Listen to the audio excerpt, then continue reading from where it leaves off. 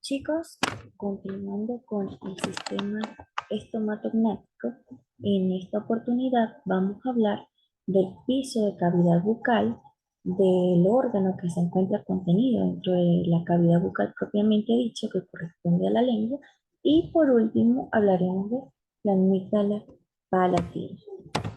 Entonces, iniciemos hablando del piso de cavidad bucal. ¿Por qué hablamos del piso de cavidad bucal? Pues resulta que cuando estudiamos cavidad bucal propiamente dicha y hablábamos de sus límites, decíamos o describíamos cavidad bucal como una especie de cajita que estaba acá. Teníamos una pared superior que estaba constituida por el paladar duro, una pared posterior que iba a estar constituida por el velo del paladar. Teníamos una pared anterolateral que correspondía a la cara posterior de la región gingival y teníamos un piso, pero resulta que ese piso de boca a su vez es como si tuviéramos otra subcajita. ¿Por qué? Porque resulta que en el piso de boca se contienen elementos que son de alto nivel de complejidad y pues fundamentales para el funcionamiento de toda la estructura del aparato estomatognático. Entonces resulta que ese piso de cavidad bucal va a tener también, o sea, le vamos a describir, es como si fuera otro compartimiento. Entonces vamos a tener una pared superior, una pared inferior, también tendremos una cara anterolateral y vamos a decir que es abierta hacia atrás. Entonces, vamos a iniciar a describir cada una de estas paredes. Entonces, la pared superior. ¿Qué corresponde a la pared superior de ese piso de cavidad bucal? Pues resulta que esta pared superior corresponde a la mucosa sublingual. Es una mucosa que se caracteriza por ser muy delgada y esta mucosa la observamos clínicamente de esta manera. Allí vamos a tener algunos detalles anatómicos en esa mucosa sublingual. Por ejemplo, esto que estamos observando corresponde al frenillo lingual, que es el punto que permite mantener unida la lengua propiamente dicha al piso de cavidad bucal, que no es más, este frenillo lingual no es más que un repliegue de esta mucosa sublingual en la mayoría de los casos. En algunas ocasiones también puede estar, digamos, constituida no solo de mucosa, sino también de un pliegue delgado de mucosa. Y pues en este piso de cavidad bucal o en esta mucosa sublingual vamos a encontrar algunos otros detalles anatómicos adicionales a este frenillo lingual. ¿Cuáles son esos detalles anatómicos que vamos a observar? Bueno, resulta que vamos a tener acá el relieve de las glándulas sublinguales. Si ustedes recuerdan, en relación a la cara interna del cuerpo mandibular, nosotros describíamos dos fosas, una fosa sublingual y una fosa submandibular. En la fosa sublingual decíamos que se alojaba la glándula sublingual y de hecho la glándula sublingual es una de las glándulas salivales mayores que es más superficial. Si ustedes se tocan el piso de cavidad bucal con la lengua, van a sentir como una textura diferente, se siente como una textura irregular. Esa textura que ustedes pueden percibir corresponderá, corresponderá a, em, a la glándula sublingual propiamente dicha, porque inmediatamente por debajo de esa mucosa sublingual vamos a encontrar. Entonces allí tenemos los relieves de las glándulas sublinguales. Medial a estos relieves vamos a encontrar las carúnculas linguales. Estas carúnculas linguales se encuentran a cada lado del frenillo lingual y corresponden al punto de desembocadura de las glándulas submaxilares o submaxilar o submandibular. Y los relieves de la, sublinguales corresponden al punto de secreción de la glándula sublingual, que corresponde a un aproximado de 12 a 10 conductillos de esta glándula. ¿Qué tenemos por piso? Una vez que hemos estudiado los detalles de la mucosa sublingual, vamos a describir el piso de boca propiamente dicho. Este piso de boca viene a ser la estructura que va a cerrar el arco mandibular. Recuerden que el hueso mandibular corresponde a una herradura y no, obviamente no es hueco por hacia inferior, sino que está cerrado. El músculo que cierra o que hace el piso de cavidad bucal corresponde al músculo miloioideo. Si ustedes lo recuerdan, el músculo miloioideo va inserto en la línea oblicua interna y va a dirigirse o va a insertarse sus fibras anteriores y medias en el rafe medio y sus fibras posteriores en la cara anterior del cuerpo del hueso ioides. Esto será entonces el piso propiamente dicho de cavidad bucal. En relación a este piso o al músculo miloioideo, vamos a tener sobre él otro de los músculos suprayoideos que corresponde al músculo genioideo. Y sobre él vamos a tener el músculo geniogloso del que vamos a hablar más adelante.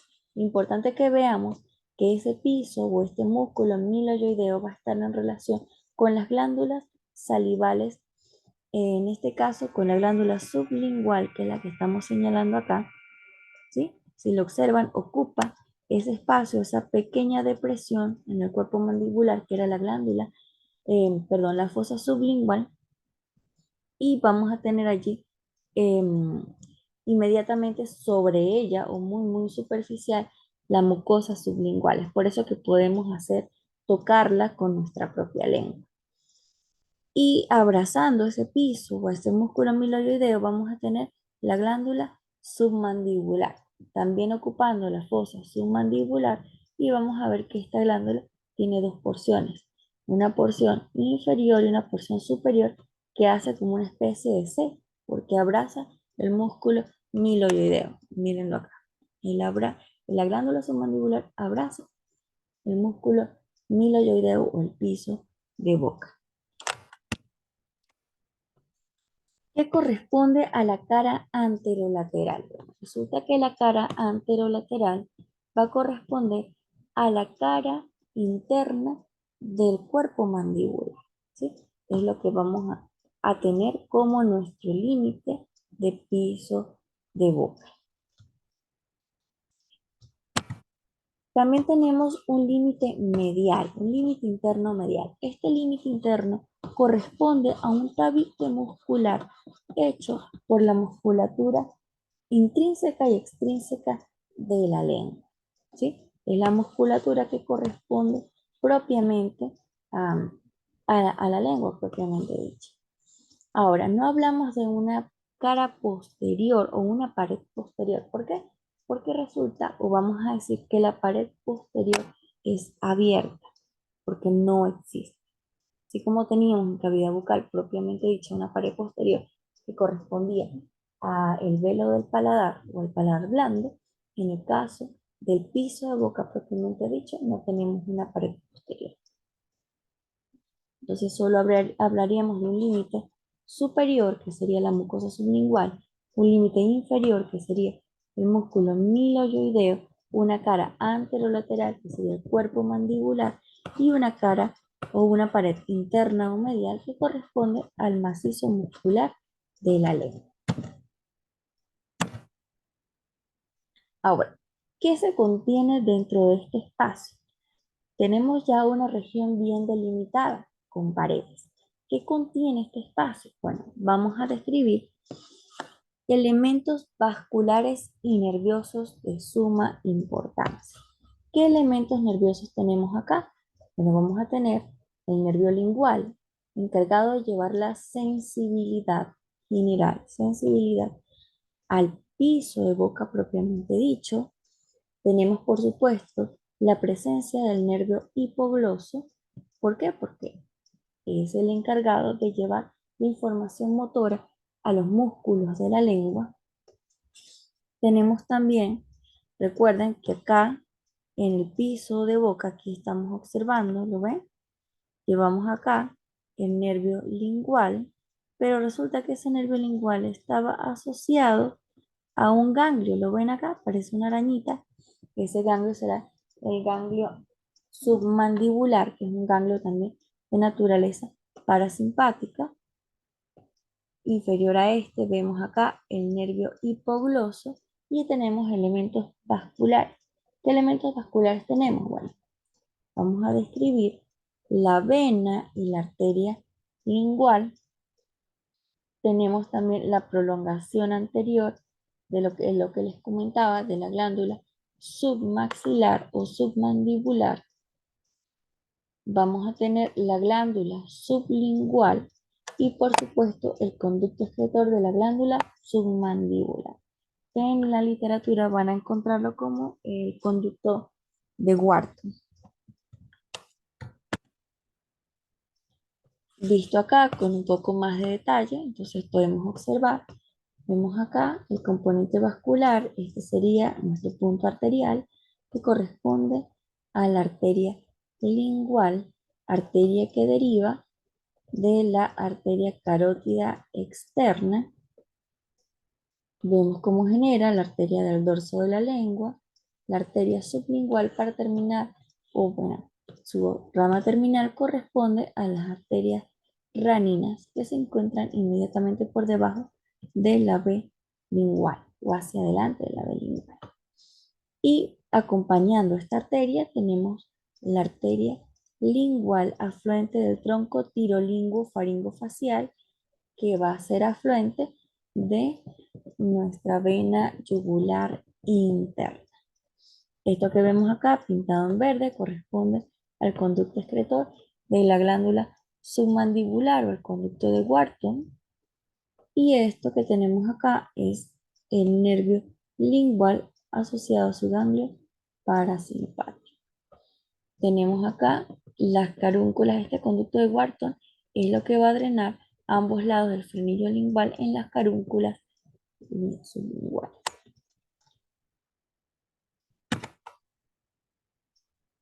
Lo vemos acá. Esto sería entonces la porción anterior de la glándula submandibular abrazando el músculo amiloideo. Tenemos acá el conducto excretor, acá tenemos la carúncula lingual y tenemos a ambos lados esas carúnculas o laterales a esas carúnculas vamos a tener las eminencias sublinguales que corresponden a los puntos excretores o a los conductos de Rivinus que serían los puntos de excreción de la glándula sublingual. Y lo ven como está inmediatamente por debajo de la mucosa sublingual. Ahora, uno de los elementos que tenemos en cavidad bucal propiamente dicha corresponde a la lengua. Vamos a describir la lengua. La lengua es un órgano músculo membranoso. ¿Por qué es un órgano músculo membranoso? Porque vamos a tener musculatura estriada esquelética intrínseca y extrínseca. Y esta musculatura, como todo músculo, pues necesita insertarse en algún punto. Resulta que el punto en el que se inserta es un armazón osteofibroso. Está constituida por la membrana hioglosa y el septum lingual.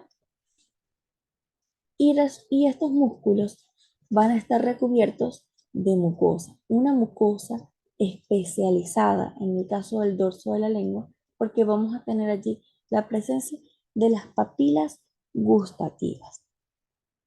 ¿Qué vamos a describirle en términos de configuración externa? Bueno, vamos a describir dos porciones.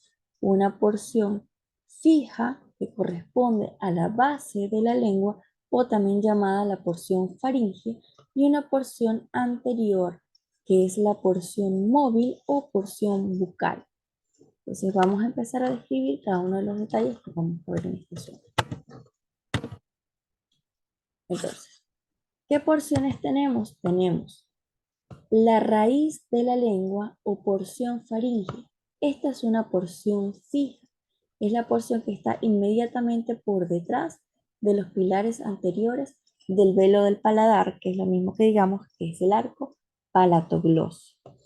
Eso será entonces nuestra porción faríngea.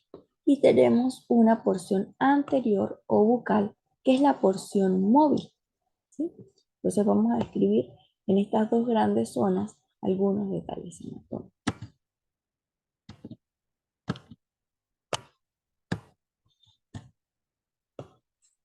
En la cara superior o dorso de la lengua vamos a encontrar un surco medio que corresponde al punto medio de este órgano, de esta cara dorsal en su porción bucal, ¿sí? Y lo describimos como el surco medio. Tenemos en los bordes laterales de la lengua, vamos a describir las papilas foliáceas, que son unas especies de estrías laterales y ubicadas hacia posterior de estos bordes laterales de la lengua, y tenemos por supuesto un vértice. Importante que veamos que este dorso de la lengua en su totalidad está cubierto por una mucosa especializada que posee la presencia de botones gustativos, entre ellos los botones que sobresalen, que observamos acá, corresponden a las papilas fungiformes. También tenemos papilas filiformes que carecen de percepción de gusto, pero permiten la captación del tacto, es decir, la textura de los alimentos. Y hacia la parte posterior vamos a tener las papilas caliciformes. Estas papilas caliciformes están dispuestas en tal forma que delimitan un detalle anatómico que es la B lingual. Esta B lingual nos sirve para demarcar, o el borde anterior de esta B lingual nos sirve para demarcar los 2/3 anteriores de la lengua, es decir, todo lo que está por delante de la B lingual corresponde a esos 2/3 anteriores de la lengua, mientras que el tercio posterior estaría enmarcado propiamente en ese detalle justamente. La B lingual correspondería al tercio posterior de la lengua. Inmediatamente posterior a ese detalle anatómico, vamos a tener el surco terminal. Este surco terminal está justo en relación con el pilar anterior del velo del paladar, es decir, a partir de ese surco terminal hacia posterior es que nosotros vamos a tener esa porción faríngea o porción fija de la lengua. El surco terminal en su parte media va a tener un punto que es el agujero ciego, que viene a ser un vestigio del conducto tirogloso que, bueno, es un vestigio embrionario. Ahora, la porción fija o la porción faríngea de la lengua, allí vamos a describir una mucosa distinta, porque esta mucosa ya no presenta papilas gustativas, sino que vamos a tener aquí tejido linfoide. Por tanto, vamos a describir las amígdalas linguales y las amígdalas palatinas que se encuentran dispuestas entre los pilares anterior y posterior del velo del paladar. Entonces a esto lo vamos a llamar pues la región amigdalina propiamente dicha. Es la cripta amigdalina en donde se aloja esta amígdala palatina. Las amígdalas linguales están en relación con los pliegues glosoepiglóticos laterales, el pliegue glosoepiglótico medio que delimita las fositas o valléculas glosoepiglóticas. ¿Por qué? Porque este es el tejido que une esa base de la lengua con la porción anterior de el cartílago epiglótico, en este caso la epiglotis, porque la vemos recubierta de mucosa, y correspondería pues, acá observamos este borde, sería entonces el aditus laringio. Hacia posterior, lo que vamos a observar correspondería a los recesos piriformes. Entonces, ¿qué tipo de mucosa recubre el dorso de la lengua? Bueno, está recubierta por una mucosa especializada Tenemos papilas filiformes para la textura, que nos permite determinar la textura de los alimentos, papilas fungiformes, papilas caliciformes y papilas foliadas que presentan botones gustativos. Ahora, hablemos sobre la musculatura que hace la lengua propiamente dicha. Entonces vamos a ver que esa musculatura necesita soportarse sobre una estructura. Esa estructura es un armazón osteofibrosa. ¿Por qué osteofibrosa? Porque partimos de nuestro punto de apoyo, que será el hueso yoides, justo a partir del borde superior del hueso yoides se inserta la membrana hioglosa y sobre ella, perpendicular a ella, se origina el septum lingual. ¿Para qué sirve esto? Este armazón permite la inserción de la musculatura intrínseca, es decir, la que hace el cuerpo propiamente dicho de la lengua, y también de la musculatura extrínseca. Ahora, ¿quiénes son los músculos extrínsecos de la lengua? Vamos a tener todos los músculos que terminan en gloso. ¿Por qué? Porque gloso hace la referencia a lengua. Entonces, tenemos el músculo geniogloso, el músculo hiogloso, el músculo estilogloso, músculo palatogloso y músculo faringogloso. Si lo ven, solo el nombre nos indica de qué estructura se origina hacia qué estructura va. Por ejemplo, el músculo geniogloso irá entonces desde las apófisis geni, en este caso de las apófisis geni superiores, hacia eh, las estructuras constitutivas de la lengua. El músculo hiogloso partirá entonces del hueso hioides. El músculo estilogloso partirá de la apófisis estiloides. El músculo palatogloso irá desde la aponeurosis palatina y el músculo faringogloso viene a ser el fascículo inferior del músculo constrictor superior de la faringe. Entonces, vamos a verlos con un poco más de detalle.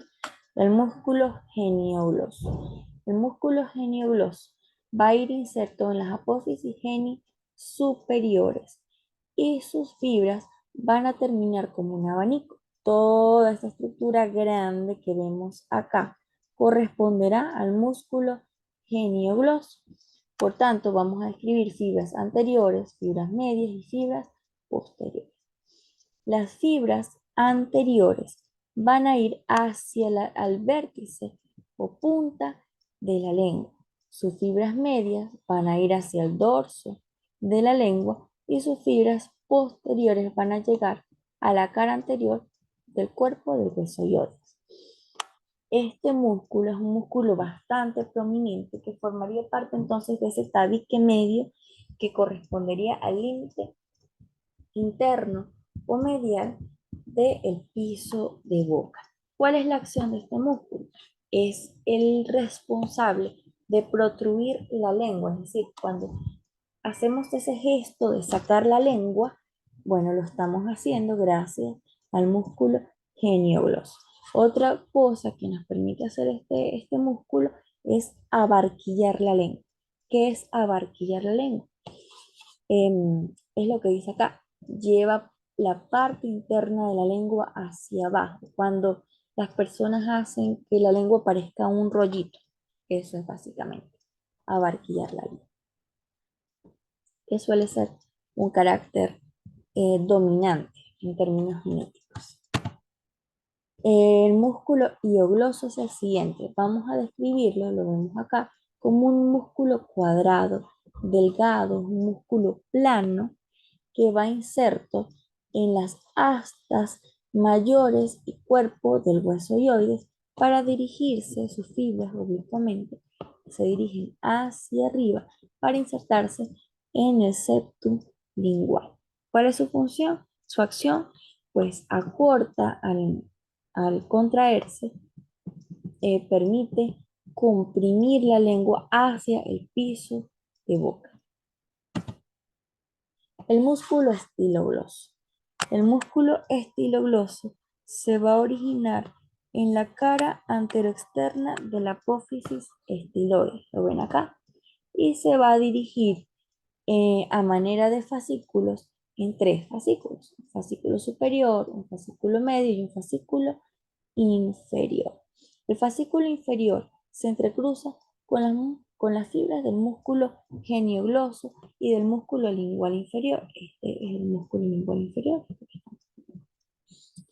Em, Sus fibras medias se dirigen hacia los bordes laterales, lo ven acá, hacia los bordes laterales y la punta de la lengua, y sus fibras superiores llegan hacia el septum lingual.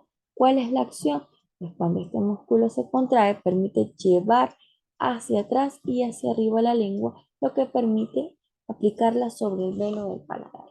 Es decir, que este es uno de los músculos intervinientes en el proceso de la deglución. El músculo palatogloso. El músculo palatogloso es el músculo encargado de hacer el pilar anterior del velo del paladar, un músculo que describimos con antelación. Este músculo va inserto en la cara inferior, lo ven acá, cara inferior de la aponeurosis palatina, va hacia los bordes laterales y llega a la punta de la lengua. Cuando este músculo se contrae, permite estrechar la apertura de la cavidad bucal hacia la orofaringe, que es el istmo de las fauces. Y el último músculo extrínseco de la lengua corresponde al músculo faringogloso. Este no es más que el fascículo inferior del músculo constrictor superior de la faringe. Ustedes recordarán que el músculo constrictor superior de la faringe, que es este músculo que tenemos acá, tenía un fascículo pterigofaringio, un fascículo buccinatofaringio, que es justamente este que estamos viendo acá, un fascículo milofaringio y un fascículo glosofaringio o faringogloso, que corresponderá entonces básicamente pues a este músculo que describimos en la musculatura extrínseca de la lengua. Entonces, vamos a repasarlo acá. Tendríamos entonces el músculo, uno de los músculos más voluminosos, que sería el músculo geniogloso, lo ven, partiendo desde la apófisis genio superiores, porque esto que tenemos acá sería el músculo genioideo, ¿sí? Sobre él tenemos el músculo geniogloso. Acá tenemos un músculo cuadrado, bastante plano, que es el músculo iogloso, ¿lo ven? Inserto en las astas y cuerpo del hueso ioides. Este que tenemos acá arriba sería el músculo estilogloso, y el que está inmediatamente superior a él, hacia los bordes laterales y punta de la lengua, sería el músculo palatogloso. Y este que vemos acá hacia la base sería el fascículo inferior del músculo constrictor superior de la faringe o el músculo faringogloso o glosofaringeo. Ahora, ¿qué hace la musculatura intrínseca de la lengua? La musculatura intrínseca no es más que la estructura muscular que le da el cuerpo propiamente dicho a la lengua. Y es digamos, una red de fibras musculares. Entonces vamos a tener un músculo longitudinal o lingual superior, músculo lingual inferior, un músculo transverso y un músculo vertical o el sistema muscular vertical. El músculo longitudinal superior va inserto en una capa fibrosa de la submucosa. Es un músculo mucho más superficial que abarcaría todo el dorso de la lengua.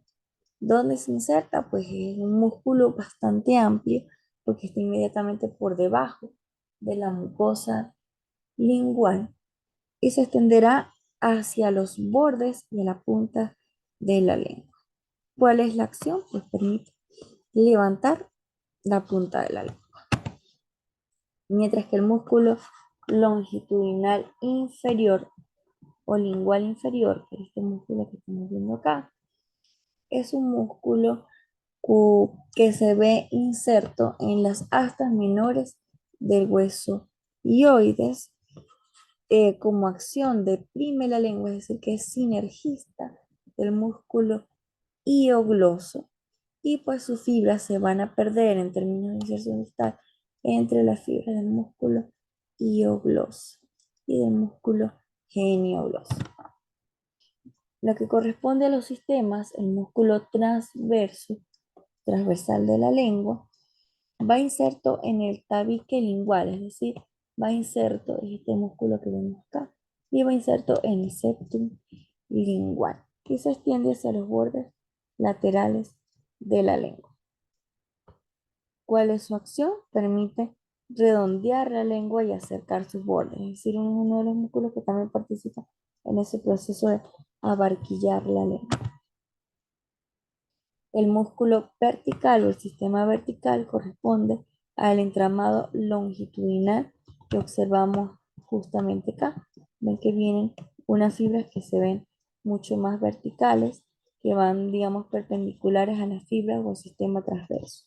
Entonces eso corresponderá a el músculo o al sistema vertical. Y van entonces desde el dorso de la lengua hacia la cara inferior, es decir, que van atravesando todo el espacio del sistema de músculo transverso. Y su acción corresponde a aplanar la lengua. Hablemos de la inervación. ¿Quién inerva este órgano? Vamos a tener inervación de carácter sensitivo, que será la sensibilidad general, y tenemos inervación sensorial. Entonces, e inervación motora. ¿Quiénes se encargan de la inervación motora? Por supuesto que el músculo hipogloso, que es nuestro 12º par craneal, el músculo glosofaringeo, para músculos específicos que corresponden al estilogloso y músculo palatogloso. La inervación sensitiva corresponderá al nervio lingual en los 2/3 anteriores de la lengua, el nervio glosofaringeo para el tercio posterior y el nervio vago para la base de la lengua. ¿Qué rama del nervio vago? La rama que corresponde al nervio laríngeo superior. Mientras que la inervación sensorial irá en los 2/3 anteriores a cargo del nervio cuerda del tímpano, rama del nervio facial. El tercio posterior, tanto en sensibilidad como en sensorialidad, irá con el nervio glosofaringeo y la base de la lengua estará inervada por el nervio laríngeo superior, específicamente por el ramo interno de ese nervio laríngeo superior. Recuerden que este nervio se dividía en un ramo externo y un ramo interno, y el ramo interno es el que penetra la membrana, es la membrana tiroidea para inervar toda la porción superior de la glotis. La irrigación de la lengua. La irrigación de la lengua estará a cargo de la arteria lingual, por supuesto, a través de sus ramas colaterales, que serían la arteria dorsal de la lengua, que da inervación también para los músculos suprayoideos, la arteria sublingual y su rama terminal, que es la arteria ranina, que sería la encargada de llevar la irrigación a todos los elementos que se encuentran por delante de la vena lingual. La arteria facial, en lo que correspondería a la base de la lengua, a través de la arteria palatina inferior y de la arteria submandibular, y la arteria faríngea ascendente.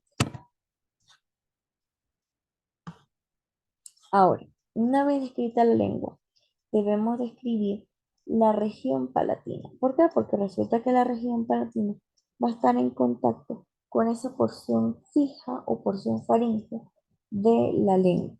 Entonces, la región palatina o la amígdala, en esta región vamos a escribir la amígdala palatina. Esa amígdala palatina vamos a describirle una cara medial, una cara lateral, dos polos, un polo superior y un polo inferior, y dos bordes, un borde anterior y un borde posterior. Entonces, si lo vemos en este metámero, esto sería mi cara interna o medial, esta será mi cara externa o lateral, acá tengo mi borde anterior, acá mi borde posterior, y si viéramos el extremo superior e inferior correspondería a los polos. Entonces, ¿cuáles son las relaciones? Pues ella se va a ver enmarcada en este espacio que es la cripta o la fosa amigdalina, y vamos a tener una relación externa o lateral con el em, con la pared faríngea propiamente dicha, que sería todo este espacio, con la pared faríngea. Ese borde anterior de la amígdala estaría en relación con el pilar anterior del velo del paladar, que sería entonces el músculo palatogloso. El borde posterior estaría en relación con el músculo palatofaringeo. También va a estar en relación con el nervio glosofaringeo, lo que correspondería al polo inferior. Si lo ven, este nervio que viene pasando en la base de la lengua corresponde al nervio glosofaringeo, y de hecho vemos la formación de los nervios que inervan justamente de sus ramas para la inervación sensitiva de la faringe. Y pues vamos a tener relación con el espacio preestilio, todo lo que corresponde a su relación con la cara externa.